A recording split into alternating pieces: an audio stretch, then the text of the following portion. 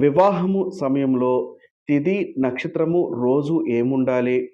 తిథి, నక్షత్రాలు ఇవన్నీ కూడా పురోహితుల వారు తెలియచేస్తారు. కాదనడం లేదు. కానీ మాకు కొంత అవగాహన ఉంటే వారిని అడగడానికి అవకాశం ఉంటుంది కదా అని కొందరు అనుకోవచ్చు. అట్టి వారకు ఈ విషయాలు తెలియచేయడం జరుగుతుంది. వివాహము చేయడానికి మంచి ముహూర్తము ఈ రకంగా కూడా మీరు నిర్ణయం చేసుకోవచ్చు. నా పేరు దుర్గా మల్లేశ్వరరావు సిద్ధాంతిని. శ్రీ రాజరాజేశ్వరి జ్యోతిష్ నిలయము, నెహ్రూ నగర్, నందిగామ.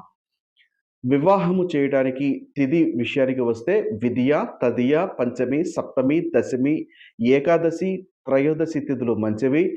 బుధవారము, గురువారము, శుక్రవారములు మంచివి. రోహిణి, మృగశిర, ఉత్తర, హస్త, స్వాతి, అనురాధ, మూల, ఉత్తరాషాఢ, ఉత్తరాభాద్ర, రేవతి నక్షత్రములు మంచివి.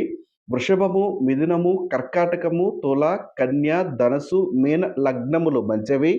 వైశాఖము, జ్యేష్ఠ, కార్తీక, మార్గశిర, మాఘమాసము, ఫాల్గుణ మాసములు మంచివి. రవి మేషరాశిలో ఉండగా చైత్రమాసమున వివాహం చేయవచ్చును. సప్తమందు ఏ గ్రహము కూడా ఉండకుండా చూసుకొని, అష్టమ శుద్ధి చూసుకొని తగు ముహూర్త నిర్ణయము చేసుకోవాలి.